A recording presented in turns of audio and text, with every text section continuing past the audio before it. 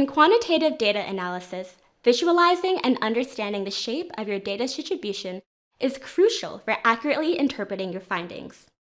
Data can be unimodal, bimodal, or multimodal, depending on how many of these peaks exist in the dataset. In this video, I'll discuss how to visualize your data distribution, what each of these data distribution types are, and how they might affect how you interpret your results. One of the easiest ways to visualize your data distribution is by creating a histogram. In spreadsheet tools like Excel or Google Sheets, it's as simple as selecting your data and choosing the right chart type. A histogram is a simple way to show how data is spread out across different ranges or groups, making patterns easier to spot. In most cases, you'll see a unimodal distribution.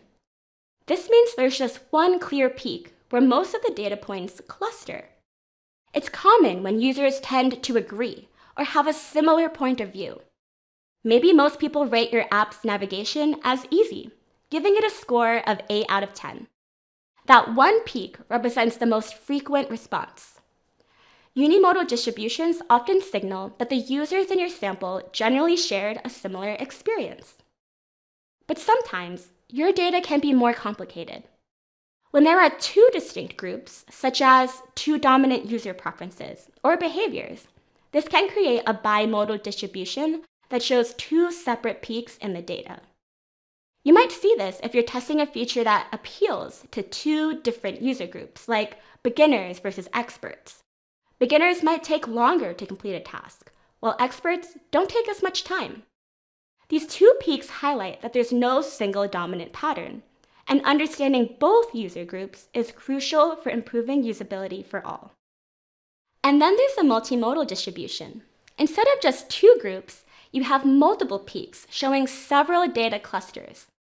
Let's say you're analyzing task completion times for the checkout process on an e-commerce website. You end up finding 3 distinct peaks.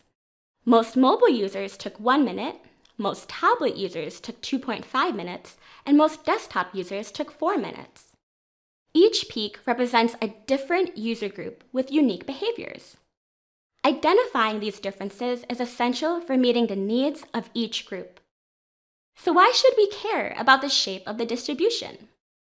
Knowing whether your data is unimodal, bimodal, or multimodal can reveal hidden insights about user behavior. For instance, if you mistakenly treat a bimodal distribution as unimodal, you might miss critical differences between user groups. Imagine most expert users rate your product 9 out of 10, while most beginners rate it 3 out of 10. And then those ratings average out to 7 out of 10. Based on this average, your team might focus on only making minor tweaks, but will completely miss that there's deeper issues causing dissatisfaction among beginners.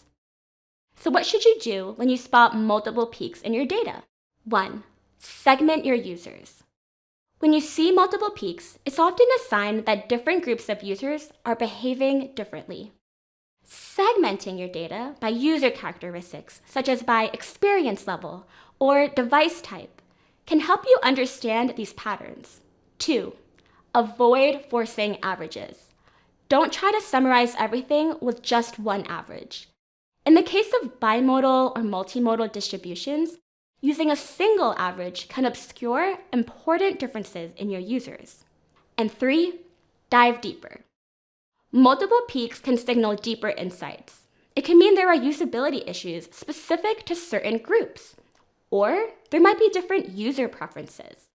Investigating further can uncover hidden opportunities to improve your products.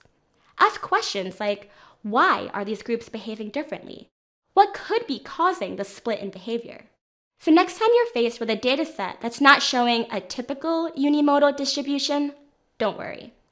Those extra peaks are your clue to understanding user diversity and maybe even designing a better user experience.